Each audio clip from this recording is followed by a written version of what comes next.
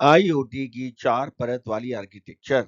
तो आज का वीडियो आईओटी की 4 लेयर आर्किटेक्चर पर आधारित है और मैं सीएस गुजराल आप सभी का स्वागत करता हूं मेरे YouTube channel learn with me में। तो आइए हम देखते हैं कि आज की वीडियो में क्या है। सबसे पहले हम इंटरनेट ऑफ थिंग्स की बात करते हैं। यह एक ऐसी तकनीक है जिसमें विभिन्न उपकरण जैसे सेंसर्स और एक्चुएटर्स और अन्य डिवाइस इंटरनेट के माध्यम से जुड़े होते हैं।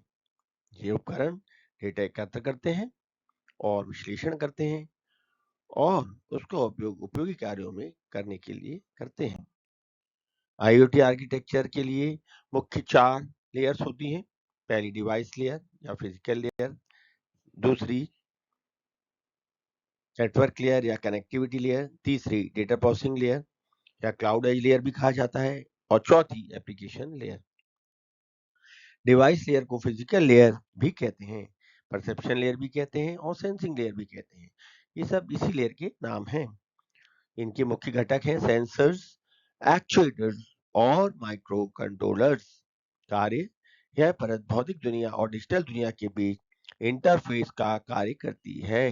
सेंसर भौतिक दुनिया से डेटा एकत्र करते हैं और तापमान, आर्द्रता, प्रकाश की तीव्रता, ध्वनि, गति आदि ये सब जो है डेटा है जिनको ये एकत्र करते हैं।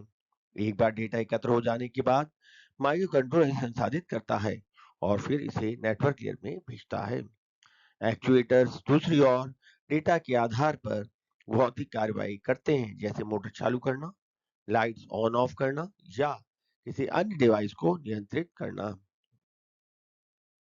नेटवर्क लेयर जो कि दूसरी लेयर होती है, जिसे कनेक्टिविटी लेयर भी कहते हैं, उसके प्रमुख घटक है गेटवे, राउटर और संचार प्रोटोकॉल्स, वाईफाई, ब्लूटूथ, जिगबी और लोरा वैन आदि। इस परत का मुख्य काम डिवाइस लेयर में मौजूद उपकरणों को इंटरनेट से जोड़ना है। गेटवे एक महत्वपूर्ण भूमिका निभाते हैं क्योंकि वे कई उपकरणों से डेटा एकत्र करते हैं, फिर इसे इंटरनेट पर ट्रांसमिट करते हैं। विभिन्न प्रकार के संचार प्रोटोकॉल का उपयोग किया जाता है जो उपकरणों की आवश्यकताओं और पर्यावरणीय परिस्थितियों के आधार पर चुने जाते हैं। Data processing layer, cloud layer या एज लेयर यह तीसरी लेयर का कार्य नाम है। इसके प्रमुख घटक हैं क्लाउड प्लेटफॉर्म जैसे AWS, Azure, Google cloud, edge computer device और डेटा विश्लेषण टूल।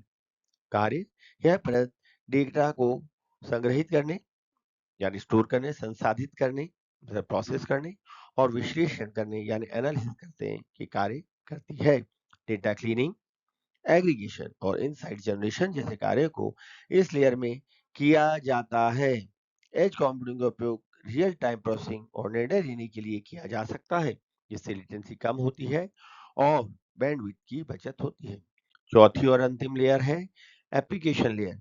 इसके प्रमुख घटक हैं user interface, web mobile app जैसे एप्लीकेशन सर्वर और बिजनेस लॉजिक। यह परत उपयोगकर्ता को आईओटी सिस्टम के साथ इंटरैक्ट करने की सुविधा प्रदान करती है। इसमें वेब और मोबाइल ऐप्स शामिल हो सकते हैं जो उपयोगकर्ताओं को डेटा देखने, उपकरणों को नियंत्रित करने और सिस्टम से संबंधित अन्य कार्यों को करने की अनुमति देते हैं। यह परत सिस्टम के व्यावसायिक तर्क और नियमों को लागू करती है। अब हम देखेंगे आईओटी आर्किटेक्चर के प्रमुख विचार क्या हैं। उनमें पहला है सुरक्षा। साइबर खतरों से उपकरणों, नेटवर्क और डेटा की सुरक्षा के लिए मजबूत सुरक्षा उपाय आवश्यक है। स्केलेबिलिटी, आर्किटेक्चर को बढ़ती संख्या में उपकरणों और डेटा वॉल्यूम संभालने के लिए डिजाइन किया जाना चाहिए। विश्वसनीयता, सिस्टम विश्वसनीय और विफलताओं के प्रति लचीला होना चाहिए।